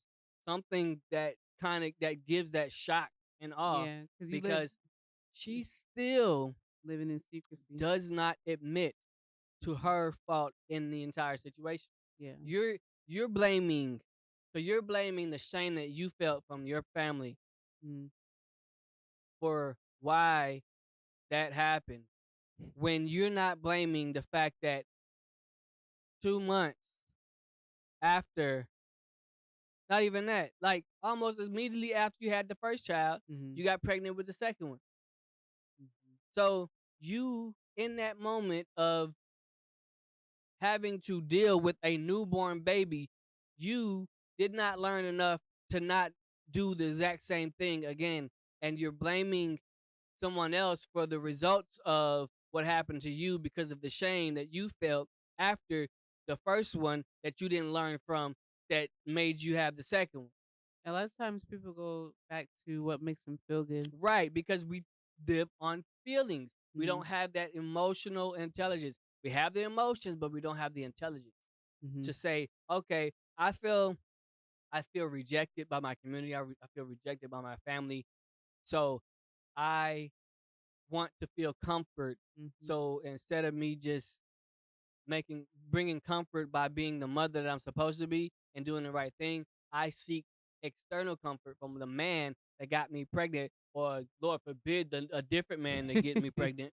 And now that man who is just wanting to have his own pleasure or needs met, he is of course going to do the same thing because you let him do it the first time. You're going to do it the second time, and then you're still not acknowledging that you're making decisions based off of how you feel instead of having emotional discipline and actually saying, I feel this way, but I'm not going to do this. I'm going to do this because this would lead to better success than this.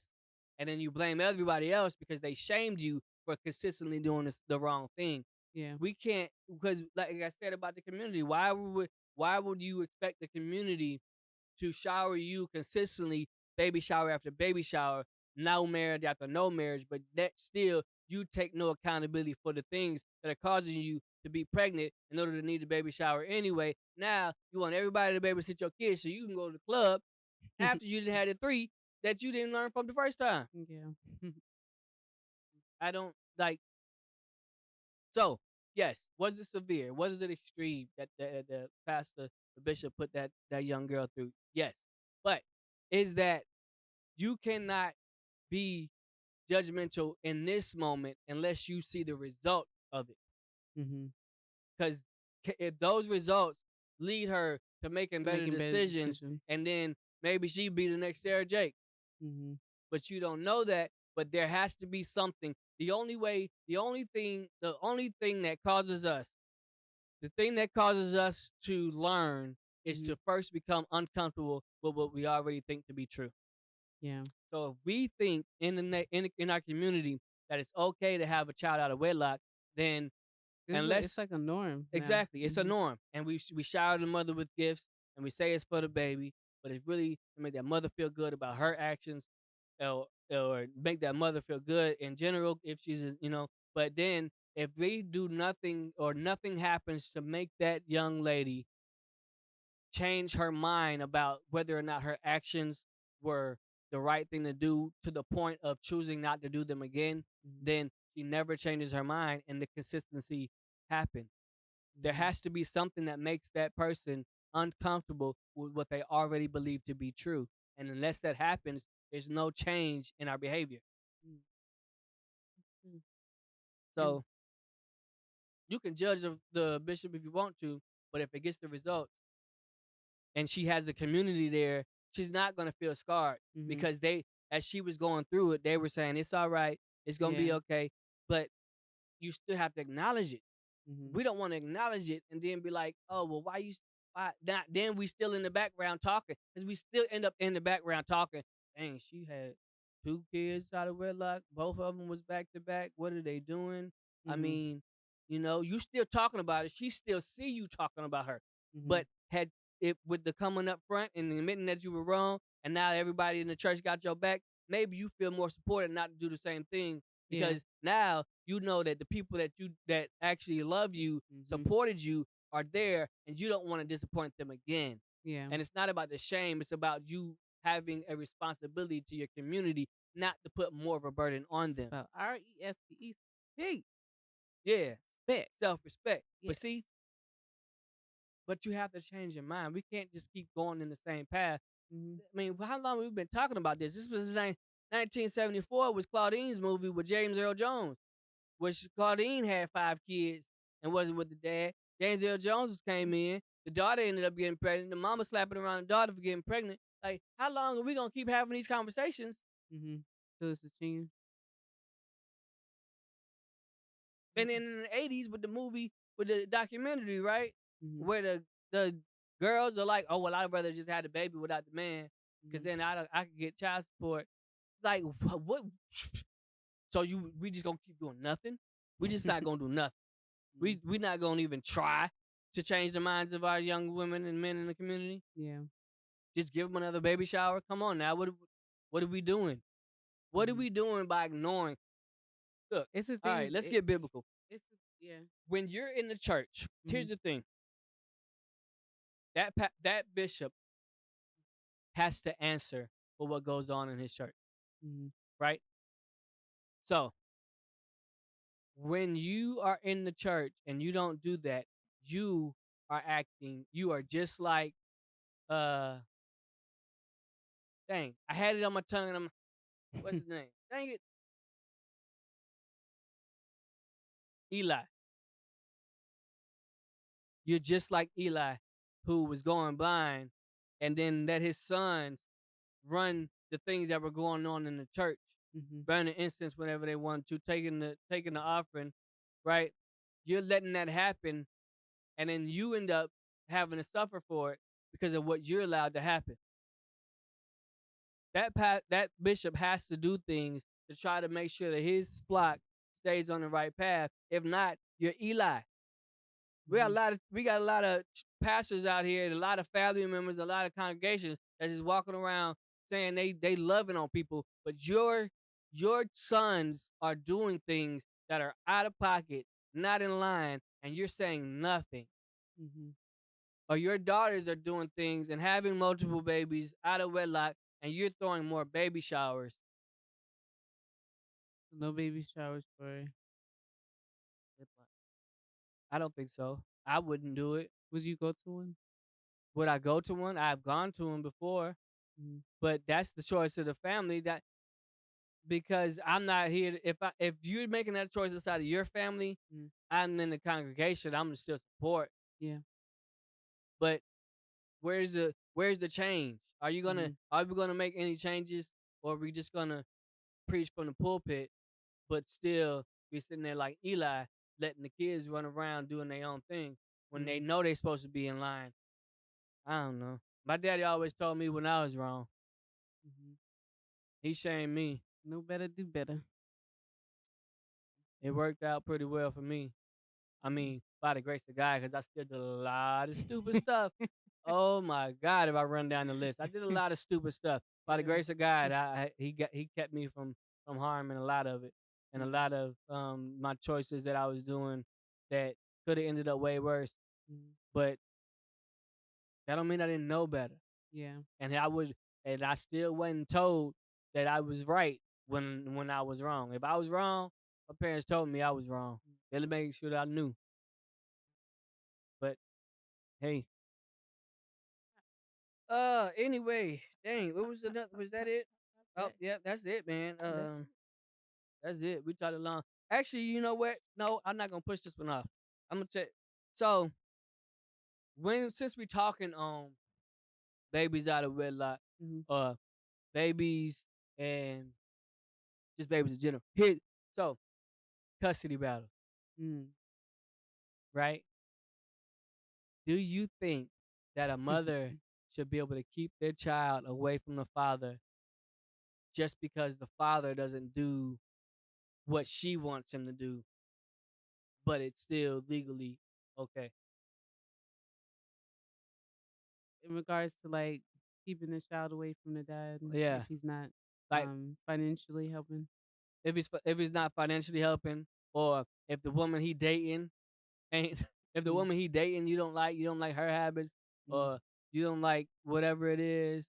I think it should be some type of like regulation. Like if you don't necessarily agree with the type of partner that they have, Yeah. you don't always necessarily have to expose your child to that, because the other person could be. But are you legally? Is it and- right for you for you to keep him from having this child because of what you believe is right? If you go by the law, you can't necessarily do The that. You law have to go says by the no. law. But But this is what if happened you in go the court. by what your law is, because we set laws in place in our household, then you'd say my house, my rules. We're gonna see what happened like that. But the fact is that he does have opportunity or does have the right to take the child, pick up the child, and be involved in the schooling. He would have that right anyway, pursuant to MCL 722.30. Yes. Ma'am, don't shake your head unless you know the law. That the child be turned over to him immediately, forthwith, and that he will have the child for the 63 days that he has been denied as make-up parenting time. Yeah. As a result of your failing to turn over, as this court has ordered, the court is going to remand you to the Calhoun County Sheriff, where you will remain incarcerated until such time as the child is turned over to the plaintiff. Okay. So you can go with the deputy. What I'll if have the deputy you don't take feel you? He can take safe you with to the child the being holding tank, and then we'll see that you're going to have to make your phone call and make sure that whoever where the child is, that the child is turned over. But at this point, you will remain incarcerated. Nope. Do not pass go. You know how many times Do not go to your car. No, but listen. Go directly to jail. No, but listen. In some situations, I'm not saying all. Yeah. But some situations, you know that type of partner that you end up having a child with ain't good.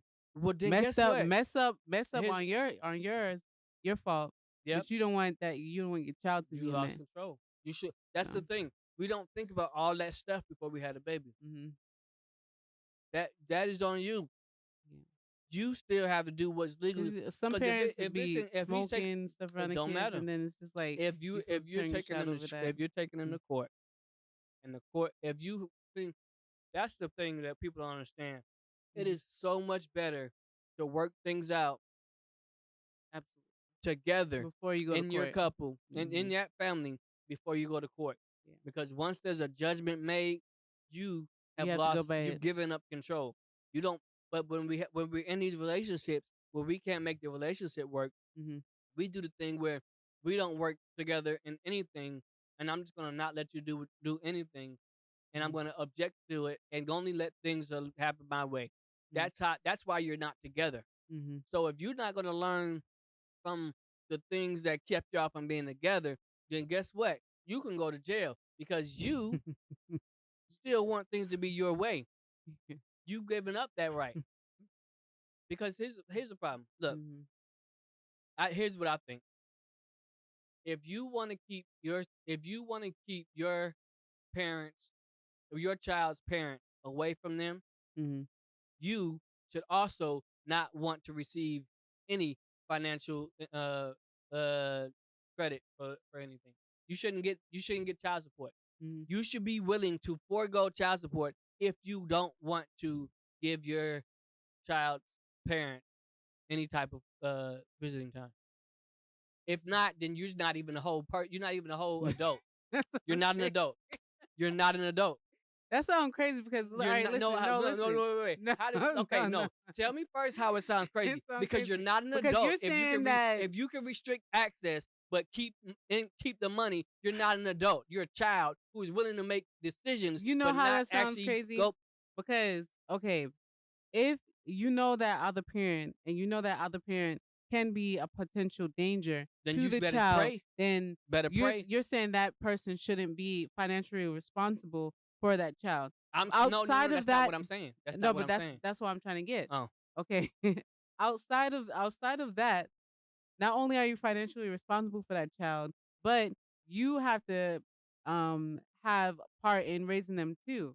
So if you're not where you need to be in order to raise them to be successful adults, and in order for you to have a successful parent, you can't keep being around your child and exposing them to the dangers and the harms of this world. That's still You're wrong. supposed though. to protect them. But your mindset is still wrong because here's the reason why not you, but if you're the mother or you're the parent keeping that child away, your mindset is wrong because you've taken it to the court system to establish the financial obligation.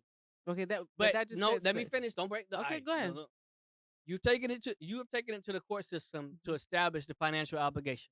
When you did that, you also took it to the court system to establish through Child Protective Services whether or not that household is a safe environment for your child.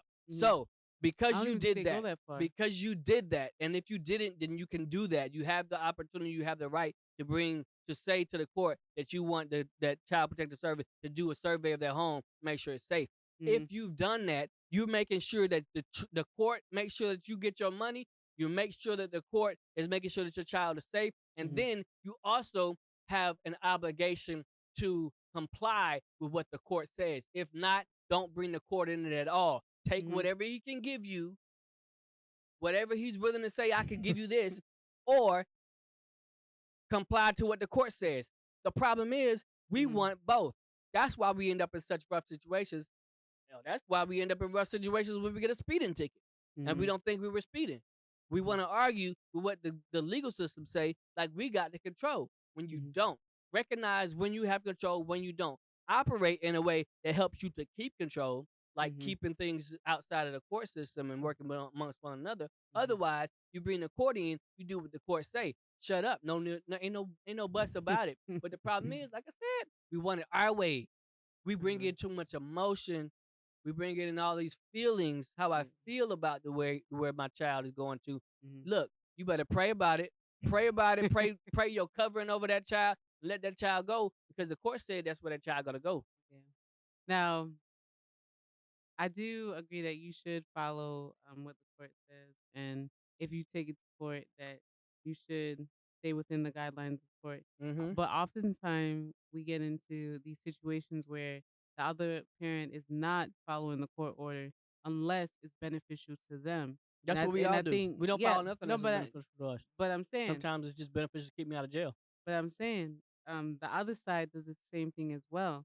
If it's beneficial to them, then they'll allow for the other parent to come in and see the child, or they'll allow for the child support to go to a certain amount. Yeah. Everything is allowed within the limitations of the court.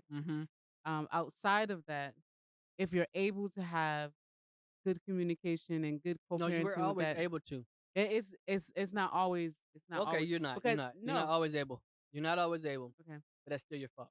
You gotta live with it. For that person's fault. But yeah, if you're able to have a good enough relationship with that other parent, and regardless of whoever the X, Y, or Z is in the picture, it should just be the unit that is raising the child, be it your family unit and structure and their family unit. Y'all have to find a way to come together in order to raise these children, because like we said before, oftentimes there's two incomplete people making a baby. Yeah. Sometimes they break up and then you go with somebody else. And then I know I said that. Yeah. There you go, taking credit. But sometimes you have to have more than two people raising that child. You have the parent and the step parent, and the parent and the other step parent. Yeah. And all of y'all, four of y'all together, have to raise just that one child in order for them to be successful. So we have to not think about ourselves and our feelings, but we have to think about the well-being of the child in order to be. And you also have to think about the legal obligations too. You cannot say I'm thinking about the well-being of my child if the legal system is involved. You can't. You can't just say that. No. No, but I'm saying that's not a valid reason. You think I'm objecting? I'm saying I agree with that, because if you bring courts into the situation, they're not thinking from emotional view. They're thinking, all right, this is the baseline of what we have. It's one size fit all, basically. Yeah. And you can't fit it in order to I was make just thinking it. fitted hat. This is fitted hat. You can't fit it on in order to make it to your benefit, because they're making the final decision. So. Yeah, but if you do things your way, the right way, it'll work. And I know people be thinking I don't know nothing, but I'm not speaking from just out the blue. I'm speaking, I'm speaking from what I've actually done. Like when I was separated with my ex, we had to be separated for that amount of time then before you could file for divorce. You can't. I mean, I was never obligated by any court system to pay child support. Like when we got separated, it was like when we knew it was done, all right, boom. I'm gonna set this stipend that's going out of my check to you every month. So I'm not gonna I don't have to deal with it. I'm not gonna argue with you because if I give you what I need, what you need, and I believe and that I can actually survive on, I'm gonna make sure I handle me. But my child's gonna be taken care of. When we did the divorce paperwork, whatever the court said, boom, cut dry. She had him. Then he moved back with me, and cut and dry. And then I'll meet when you can. We gonna figure this out because it's not like you said. It's not about what us as the adults. It's about what's best for that child. And what's best for that child is to be in an environment where they have a loving parent that they can bond with and have that time with. And if it's not actually detrimentally harmful to that child, you don't have the right to just be like, well, I don't want my child next to that. That's not your right anymore. That's not your right. You made the decisions that got you to this point. That's all the decisions you get to make. We keep wanting to make all the decisions when you already made the decision. Sometimes it's not just that one parent that's making decisions. It's the other one. Yeah, that just walked away and stepped up. So you, basically, but you made the decision. Like you dealt with that deck of once cards. you make any decision that leads you over the bridge, you can't climb back on the bridge. You falling. You just got to figure that thing out. You better learn how to grow some squirrel wings or something. You got to evolve. You have to evolve because you're falling. Either you're going to figure something out to keep you afloat or you're going to crash into the bottom of the rock. Have you ever been that parent to where it's like, oh, I don't want my kid around type that lifestyle that you're living. I want my kid with me so they be better off and successful. Do you ever feel like you ever? I've thought in that way, but then I had to make sure that I was in a situation that I could fulfill that need. I only ask that because a lot in our community, that's what people feel. Like you don't want your kid to be like left out, or abused, or so now abuse is the one thing that's different. Abuse is completely different, and you can still, like I said, you can take. But that there's to the different court forms system. of abuse, though. It's not just physical, verbal, but there's emotional abuse. But, like you children talking are bad very about. resilient. Yeah, but you We talking can get- bad about the other parent in front of the child. Right. That's abuse too. But what I can do is I can make sure that I'm in a position where I can either take you to court for custody, or I can get it to the point where my situation is so much better than yours that it only makes sense for my child to be with me. And then I can get that child some therapy after the fact. We're resilient. We act like the 18 years that child is growing up is the majority of their life when they still have 70 plus years. But if it's not fixed, then they carry it on. Look at that lady in that video. But look if it's not at fixed, they Tyrese's carry it son. on. Tyrese's daughter just became 18. Now she's gonna stay with her dad because she realized how bad her mother was trying to turn her against her father. That just happened.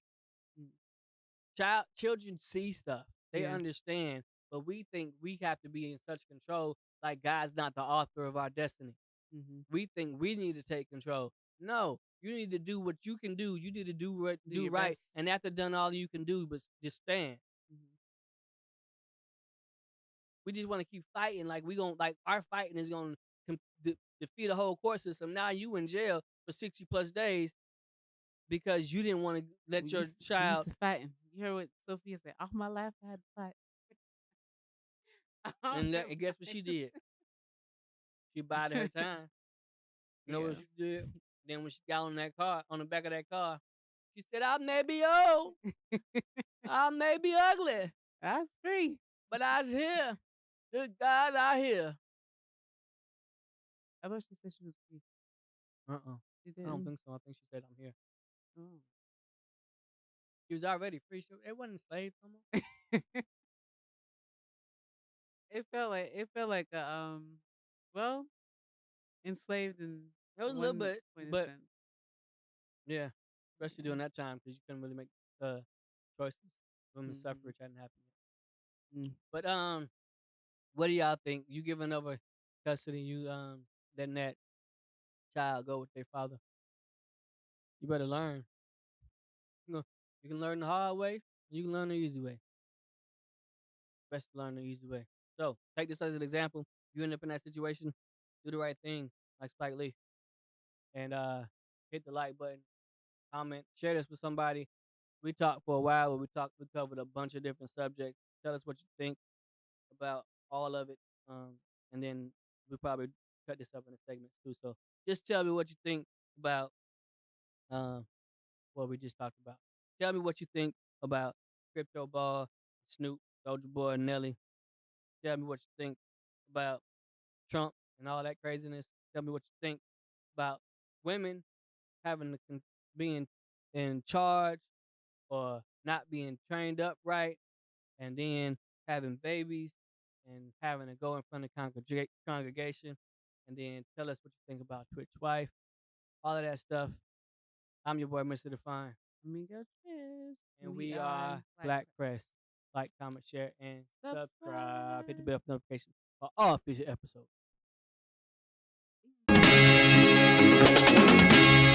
Please like, comment, share, and subscribe.